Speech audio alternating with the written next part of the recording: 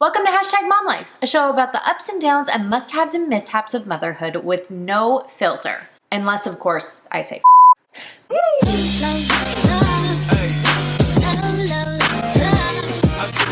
Hold up.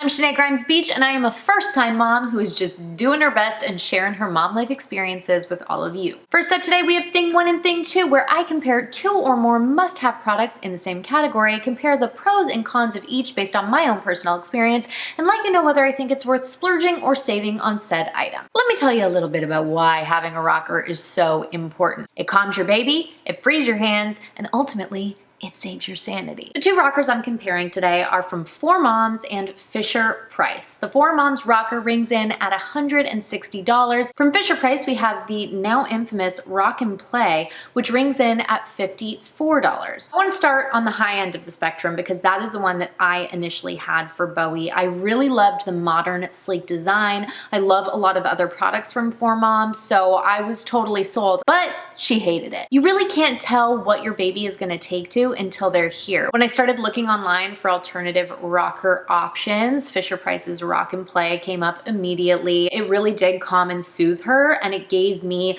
about 20, maybe 30 minutes of peace, but when you are sleep deprived with a colicky baby, you'll take what you can get. Because of the recent recall of Fisher-Price's Rock and Play, I feel like it's worth chatting about that for a second and ultimately giving you a different affordable recommendation. Fisher-Price's Rock and Play was recently recalled because of all of these awful news reports about children who were harmed and ultimately passed away while in this rocker. Due to the recall, I cannot confidently recommend this item to you guys, so I'm instead going to recommend another item that seems very similar in design and purpose. It's from Ingenuity. It is called their Smart Bounce Automatic Bouncer, and it actually rings in at $50, so it's a little bit more affordable than Fisher-Price's. I haven't tried the product myself, but it does seem like a really close comparison to the Fisher-Price Rock and Play, which we actually loved. Because you never know what products each individual baby that you have is going to take to, I feel like it's better to save on this item. Do not splurge on it because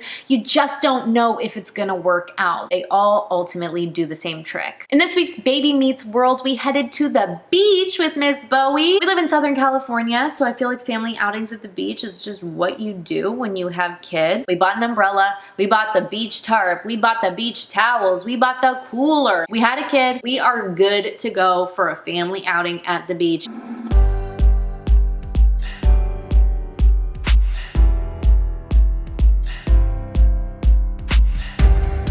Sun is shining, today's alright.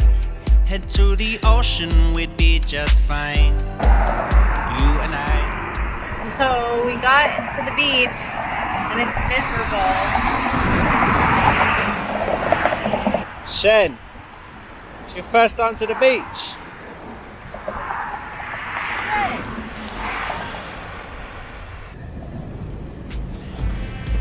Is this the best day of our lives?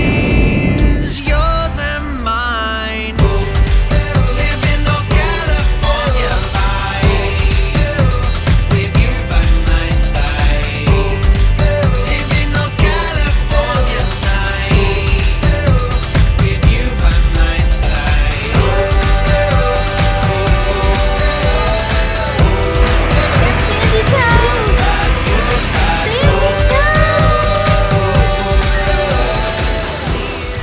So we got to the beach and it is gray and miserable out, but we're here. So we unpacked everything and I'm just eating all of our snacks before we eventually head home. Good times.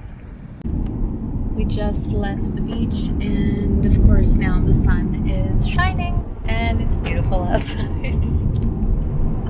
Success.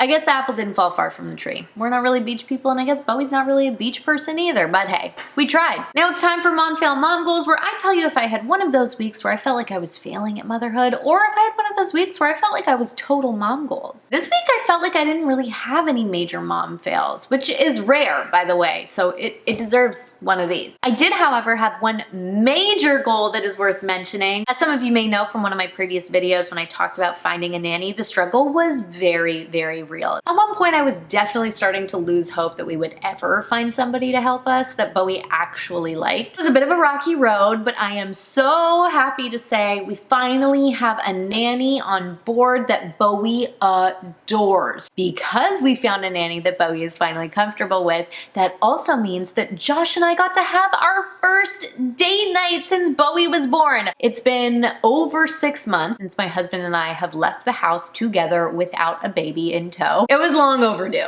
Now let's keep things interesting and play a little mommy brain game. And no, this is not an actual brain game because I have total mom brain and would fail that. You may notice Shenae is blindfolded. I have been blindfolded twice now for Shenae's YouTube videos. I think it's only fair that Shenae does some blindfolding and some tasting of things. I mean, the name of the game is really just payback. This isn't payback. There's nothing spicy and there's no breast milk or Josh milk. Oh God. This week the game is called Mum Food or Baby Food. I've got a selection of foods and smoothies that I'm going to spoon feed to Shenae and she's going to guess, is it for a mum or is it for a baby? How do you feel? Not great. Would you like me to do the plain like I do for Bowie? No, I already feel like gag reflexes. I'm gonna go mom food. I feel like it's too sour for a baby. This one you'll have to open wide for. No. Mmm. Jello. So is that a mum food or a baby food? I feel like it's mom food. So hold the bag and suck, I guess. Oh, that's baby food. That has to be baby food. You're doing great. Am I? Yeah, you're doing really good. Okay. This one's another one from a bag. Okay. Oh no, that one's baby food. No, wait. It's not that bad. Like, maybe that's mom food. Ready for this one? Mm. Close. What the What is that? What do we think? Baby food. It's the last one. Oh, thank God. You made it. Close. Oh, that was good. That was good. That got rid of the last one. Mom food. Mum food. Okay. Hello. Hi. Welcome back. You did very badly at this game. Did I? The only one you actually got correct was your least favourite one, Oh, which you guessed God. must be a baby food because it's disgusting. Yeah. Just why would you assume that you just give babies disgusting food? I don't know. I mean, why you were that's- right. You were right. This was sweet potato and chicken. In a pot. You're a mean, mean man. Thanks for having me. Thanks for the jello. Before I wrap things up, I'm going to answer a few questions from my followers in a segment that I call What Would Shenae Do? Disclaimer, I am in no way telling you what I think you should do because I really have no idea what I'm doing. I'm just letting you know what I do. Are you done breastfeeding? How did you deal with engorgement? If you watched my last episode of Mom Life, then you know why I'm done breastfeeding. And if you haven't seen it yet, then definitely watch that video next. It does make me a little bit sad because there was a lot of bonding that came from breastfeeding my daughter, but I'm really happy that I was able to breastfeed from the get-go and able to breastfeed for 6 months of her life exclusively. So I know she got all of the nutrients that she really needed. If you don't know what engorgement is, then count yourself lucky. TMI, I got engorged so bad that I had like multiple rock solid lumps. It basically felt like I had the most botched boob job of all time. By the time I actually stopped breastfeeding completely, I think my milk supply was actually naturally just getting quite low, so I didn't have any engorgement issues or anything like that. But apparently an old wives' tale that is supposed to work if you are dealing with engorgement while you're weaning is stuffing green cabbage leaves inside your bra. For some reason, the green cabbage leaf is supposed to help slow down your milk production. So you can try that. How hard was it in the early stages? Let me just put it to you this way.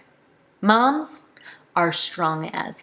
My 4-month-old still hasn't laughed. How did you get Bowie to laugh? She laughs all the time, just not at me. Bowie basically thinks Josh is like the funniest human being on the planet. And to be fair, a lot of people do. He's a funny guy, but she just doesn't find me funny. She gives me one of those pity, like, she smiles at me all the time. But that real gut belly laugh, not so much. If you guys ever want to ask me a question that could potentially be answered in What Would Shenae Do, then make sure you follow me on Instagram and check out my stories because that is how I collect the questions for this segment. And that wraps things up for episode 3 of #MomLife. If you enjoyed it, give it a thumbs up. Leave me a comment below letting me know what you loved, what you didn't love, what you want to see next, what you want to hear me talk about, because this is all about you. Also, make sure you're subscribed to my channel so you don't miss any future episodes. Duh. And I will see you in the next one. Bye, mamas.